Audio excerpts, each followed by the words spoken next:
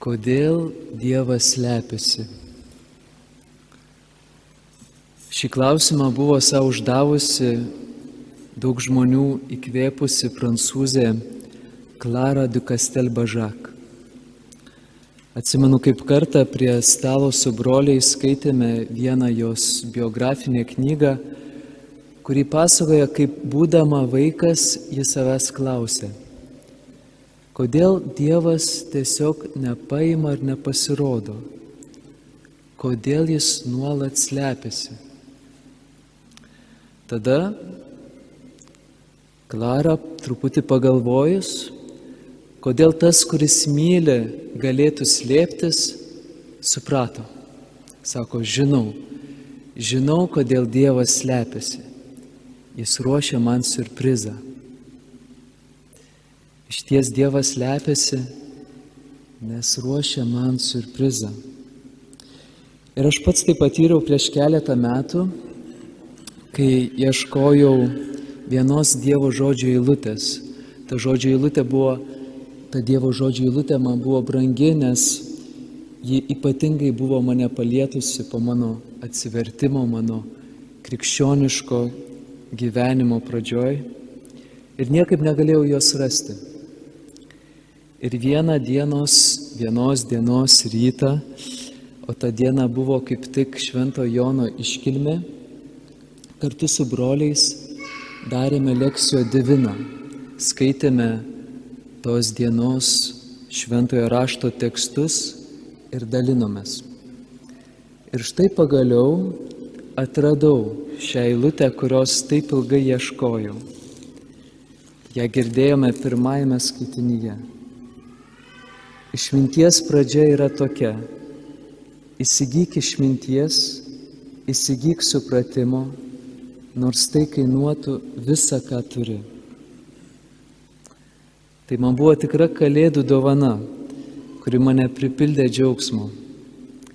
Ir taip aš asmeniškai patyriau, kad Dievo žodis slepiasi, nes ruošia man siurprizą. Tačiau ar viskas taip paprasta? Iš tiesų, kai pasižiūrim į prakartėlę, taip pat kai skaitome šventojo rašto tekstą apie Kalėdų įvykį, apie Kristaus gimimą, matom, kad Marijai ir Juozapai toli gražu nebuvo viskas paprasta. Nėra užeigoj vietos. Tenka gimdyti tvartelį. Taip pat ir mokiniams nebuvo visada viskas paprasta. Jeigu Jėzus pradėjo gyvenimą tvartelį, tai baigė ant kryžiaus. Gėdinga Mesijo mirtis ant kryžiaus. Ir šios iš tiesų Kalėdų ir Velykų istorijos mums byloja, kad mūsų laukia ne tik malonūs Dievo siurprizai, bet ir nemalonūs netikėtumai. Kaip priimti šiuos netikėtumus?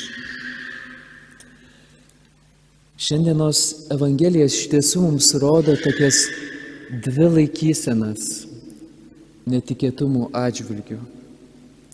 Arba tikime, kaip mylimasis mokinys Jonas, kurį šiandien švenčiame, arba įsitikiname, kaip Marija Magdalietė.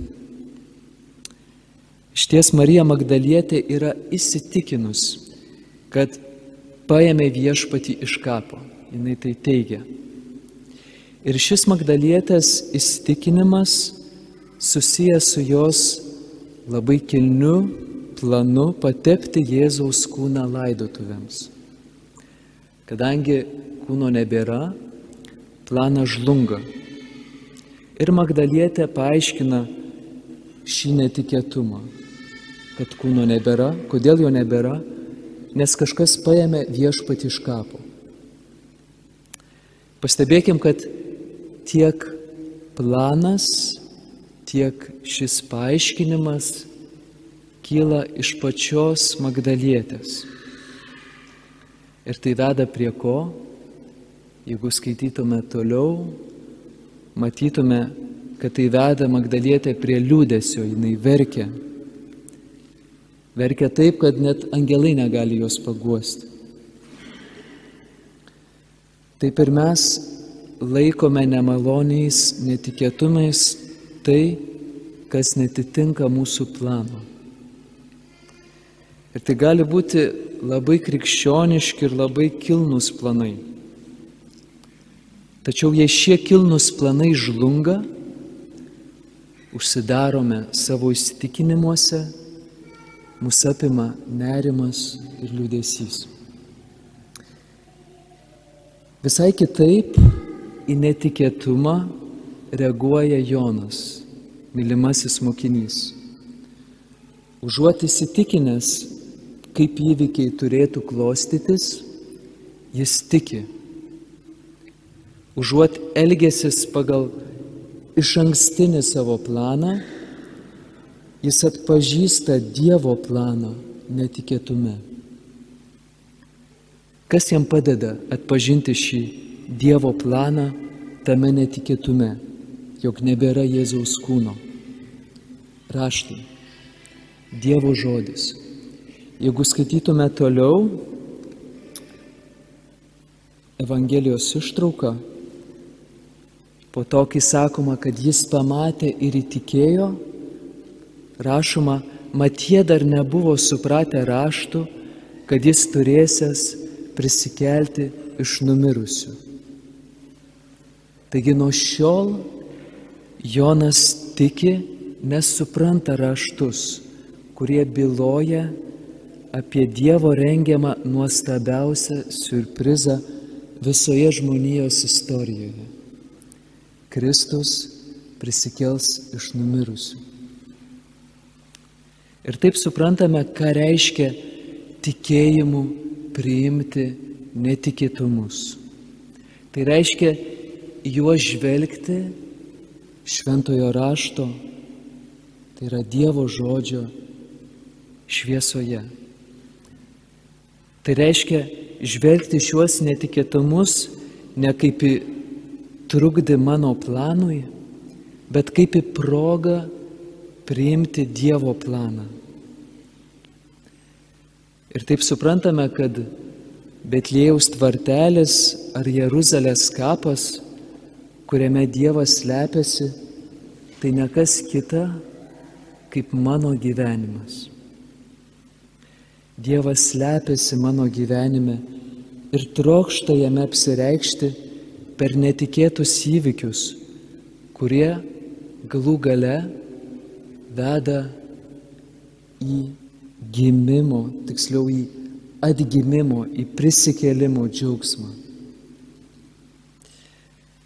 Užvakar Kalėdų dieną skambinau savo močiutei ir jinai, kaip jai įprasta, man priminė taip jos mėgstamą posakį.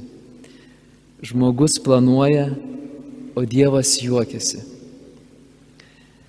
Todėl dabar norėčiau pasimelsti. Dieve, duok man taip tikėti tavo planu, kad galėčiau juoktis su tavimi, net kai mano planai žlunga.